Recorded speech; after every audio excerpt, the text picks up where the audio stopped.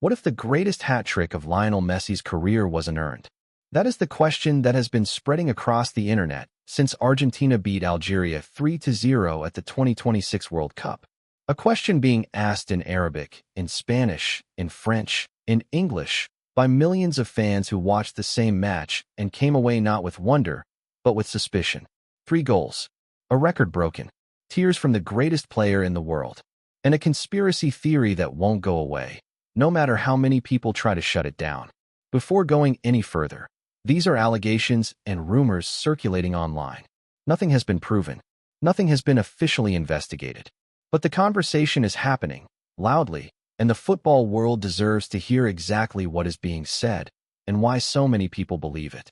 On paper, Argentina versus Algeria was a straightforward story. Lionel Messi marked his record 6th World Cup appearance with his first hat trick at a FIFA tournament, also becoming the joint highest scorer at a World Cup, as Argentina beat Algeria 3-0 to open the defense of their global crown. The records were staggering. Messi joined Miroslav Klose as the highest ever scorer at the World Cup on 16 goals, while also going past Pelé for the most goal contributions in World Cup history with 24, 16 goals, and 8 assists. Age 38, Messi broke Cristiano Ronaldo's record for the oldest scorer of a hat trick at a World Cup. An emotional Messi had tears in his eyes after his first goal. His teammates mobbed him. The stadium rose to its feet. It was, by every conventional measure, one of the most beautiful nights in football history. But there was something else that happened during that match. Something that a lot of the mainstream coverage glossed over. Something that sits at the center of everything being said right now. And it happened in the 31st minute. What Messi did at the 31st minute, and what the referee and VAR did next, is what lit the fire. Because without that moment, there is no conspiracy theory. There is no outrage. There is no viral footage. Here is exactly what happened. The incident occurred midway through the first half with Argentina leading 1-0. Messi made a late challenge on Algeria defender Issa Mandi, with his studs appearing to catch the back of the defender's calf. This was not a 50-50 challenge. This was not a coming together of 2 players going for the ball. Messi planted a studs-up challenge on Algerian captain Issa Mandi's calf. Studs up. On the calf. From behind. In any football match at any level, that is a serious foul. At a World Cup, with VAR watching every frame. That is the kind of challenge that ends careers and triggers immediate reviews. Referee Simon Marciniak awarded a foul, but chose not to show a yellow card, while VAR did not intervene to recommend a review for serious foul play. Not a red card, not even a yellow card. A foul, a free kick, and play continued. The frustration is not only about whether Messi should have seen red, but how the incident passed without even a yellow card. That decision feels even bigger because of what Messi does after staying on the pitch. ESPN pundits reacted immediately. It's 100% a red card for Lionel Messi. It should have been. Analysts Ale Moreno and Needham Onyoha stated on ESPN FC. Astonishingly, despite the severity of the contact, the referee did not even brandish a yellow card, and VAR opted not to intervene to recommend a review. This leniency has sparked a fierce debate over whether the game's biggest icons are held to different standards by officiating teams on the grandest stage. The reaction on social media was instant and volcanic. Clearest red card, and he didn't even get a yellow for this even after a VAR check. LMAO, one fan wrote. Messi just got away with an absolutely disgusting challenge to an Algeria defender's leg, another posted. Some supporters also suggested the decision may have been influenced by Messi's status, with one saying, "Let's be honest, if anyone else had committed that foul, they'd have been sent off." And that is where the theory starts. Not with some wild accusation, with a very reasonable question. How does that happen? The suggestion that money changed hands, that Messi or Argentina somehow paid to ensure a favorable outcome, began circulating within hours of the final whistle on Algerian social media, North African football forums, and then broader Arabic language platforms. The argument made by those pushing the theory goes like this. 1. Messi committed a clear red card offense and was not even booked. 2.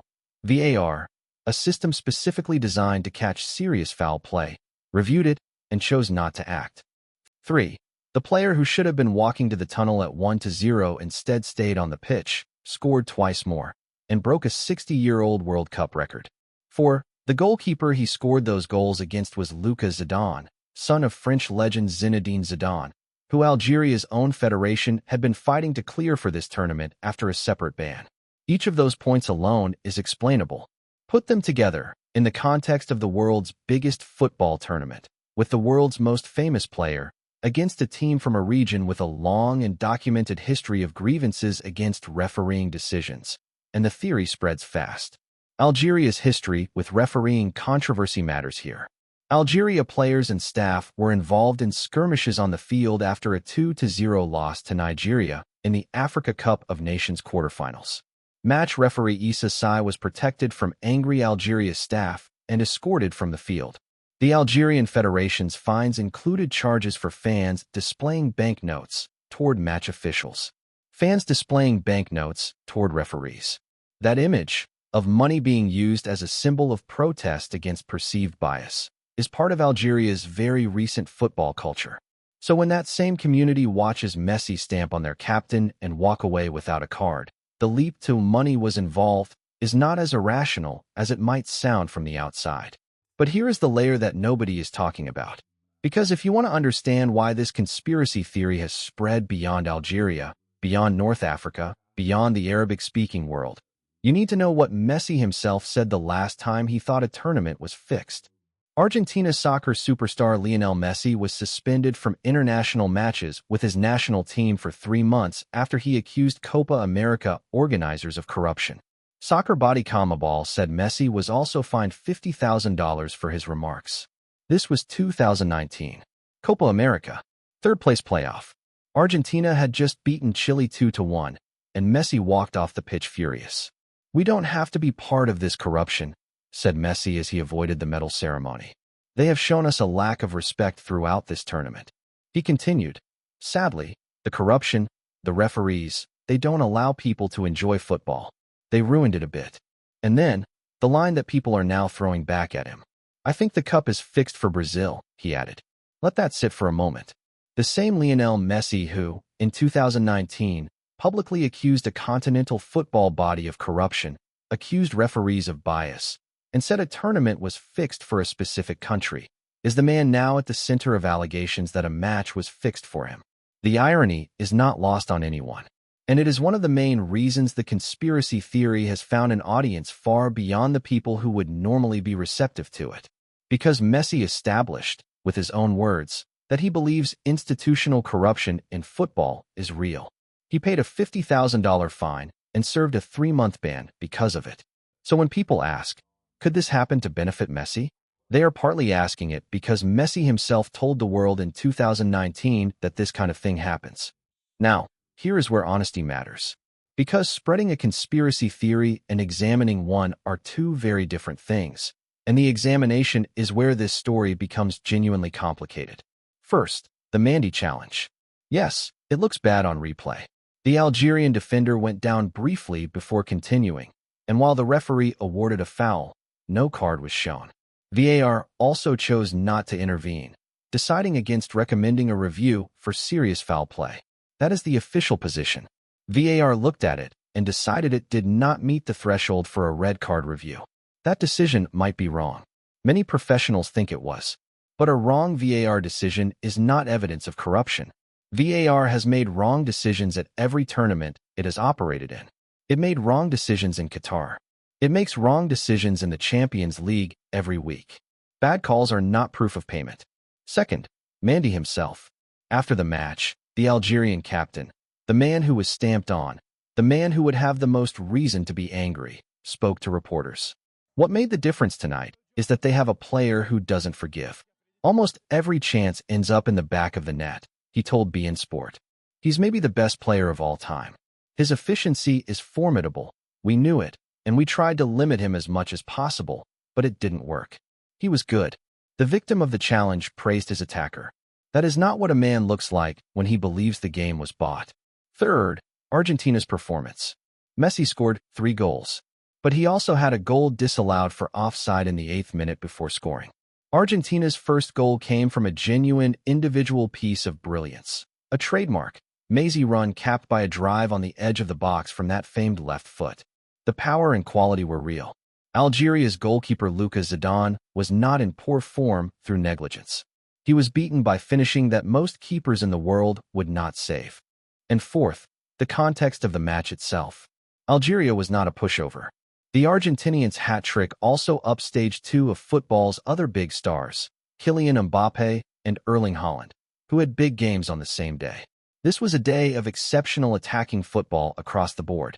Argentina winning 3-0 was emphatic, but it was not unprecedented for a defending World Cup champion against a team in their first game. None of that clears the air entirely, because the one thing that absolutely cannot be explained away, the one thing that keeps this conversation alive, is the VAR decision, or the absence of one, and it connects to something much bigger about this entire World Cup. The argument that elite players receive preferential treatment from referees is not a conspiracy theory. It is a documented phenomenon discussed openly in football analytics, sports psychology literature, and referee training manuals. This leniency has sparked a fierce debate over whether the game's biggest icons are held to different standards by officiating teams on the grandest stage.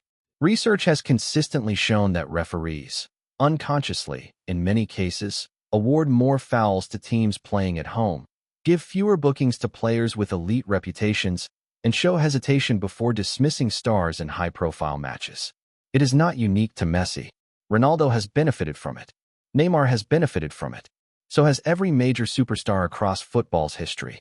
That systemic bias is real, and it is not the same thing as someone paying a referee to look the other way.